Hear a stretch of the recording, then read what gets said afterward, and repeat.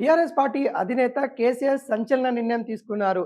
BRS party కొంత బలహీనంగా అయితుందని గ్రహించిన కేసీఆర్ ఎట్లా అయినా బీఆర్ఎస్ పార్టీని ముందుకు తీసుకెళ్లాలి అనే ఆలోచనలో పడ్డారు. దానిలో భాగంగానే ఎవరైతే తెలంగాణ ఉద్యమకారులైతే ఉన్నారో బీఆర్ఎస్ పార్టీలో వాళ్ళకు కుదరదని వేరే పార్టీలో వెళ్ళిన నేతల్ని, ముఖ్యంగా ఈటెల రాజేందర్, బొడిగె శోభ, దిలీప్ కుమార్ లాంటి వాళ్ళు సీనియర్ నేతల్ని మరోసారి బీఆర్ఎస్ పార్టీలో చేరాలి అంటూ పిలుపునిచ్చినట్టు కూడా తెలుస్తా ఉంది.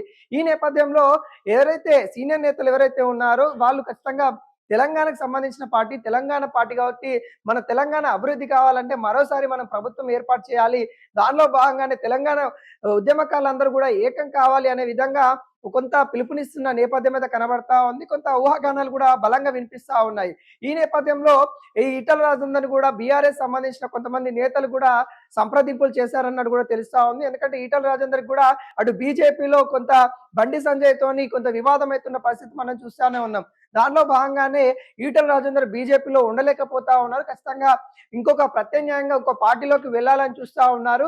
ఆయనే గతంలో కూడా మరి బీఆర్ఎస్ పార్టీ నుండి, అంటే అప్పుడున్న టీఆర్ఎస్ పార్టీ నుండి కొన్ని ఆరోపణల వల్ల బయటికెళ్ళిపోయిన నేపథ్యం మనం చూసాము. మరోసారి కూడా మరి తనని మళ్ళీ ఈ పార్టీలోకి తీసుకొని రావాలి. వాళ్ళు రావడం వల్ల బీఆర్ఎస్ పార్టీ మరింత బలంగా అయితుందని కూడా అధినేత అనుకుంటున్నట్టు కూడా తెలుస్తా ఉంది. దానిలో భాగంగానే తెలంగాణ ఉద్యమకారులు ఎవరైతే ఉన్నారో వాళ్ళందరినీ కూడా మరోసారి ఏకం చేయాల్సిన అవసరం వచ్చింది అన్నట్టు కూడా భావిస్తున్నట్టు కూడా తెలుస్తా ఉంది. ఇప్పటికే బీఆర్ఎస్ పార్టీలో కేటీఆర్ యొక్క నాయకత్వాన్ని కొంతమంది సీనియర్ నేతలు కూడా ఒప్పుకోవట్లేదు. కేటీఆర్ ఏంటి మా పైన పెత్తనం చేస్తా ఉన్నారు, బీఆర్ఎస్ పార్టీలో మాకు స్వేచ్ఛ లేకుండా పోతా ఉందనే విధంగా కొంతమంది సీనియర్ నేతలు కూడా అటు కేటీఆర్ పైన ఇటు కేసీఆర్ కంప్లైంట్ చేస్తున్న పరిస్థితి కనబడతా ఉంది. ఈ నేపథ్యంలో కొంతవరకు నేనే డీల్ చేస్తానంటూ కేసీఆర్ అయితే ముందుకొస్తున్న నేపథ్యం కనబడతా ఉంది. ఖచ్చితంగా వచ్చే మున్సిపల్ ఎలక్షన్స్ కావచ్చు, లేకుంటే ఎంపీటీసీ, జెడ్పీటీసీ ఎలక్షన్లు కావచ్చు, ఖచ్చితంగా మనం గెలవాల్సిందే, అత్యధిక స్థానాలు గెలవాల్సిందే, దానికి మనం ఏదైనా చేయాల్సిందే అన్నట్టుగా కేసీఆర్ కొంత సీరియస్ గా తీసుకున్నట్టు కూడా తెలుస్తా ఉంది. దానిలో భాగంగానే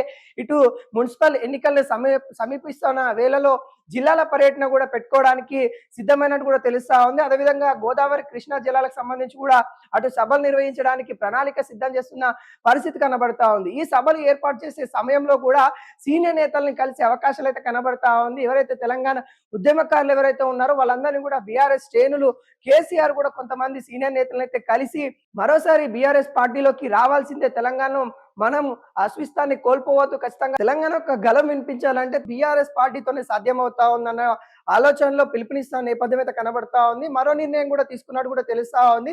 బీఆర్ఎస్ పార్టీని కాస్త టీఆర్ఎస్ గా పేరు కూడా మార్చాలనే ఆలోచనలో కేసీఆర్ కూడా ఉన్నట్టు కూడా తెలుస్తా ఉంది. తెలంగాణ ప్రజలు బీఆర్ఎస్ పార్టీని, అంటే బీఆర్ఎస్ అనే పదాన్ని ఎక్కువ తీసుకోలేకపోతా ఉన్నారు. గతంలో టీఆర్ఎస్ అనే పేరునే తెలంగాణ ప్రజల్లో గుండెల్లో ఉండిపోయింది. కాబట్టి ఖచ్చితంగా మరోసారి కూడా టీఆర్ఎస్ పేరు మారుస్తారనే ఊహాగానాలు అయితే వినిపిస్తా ఉన్నాయి.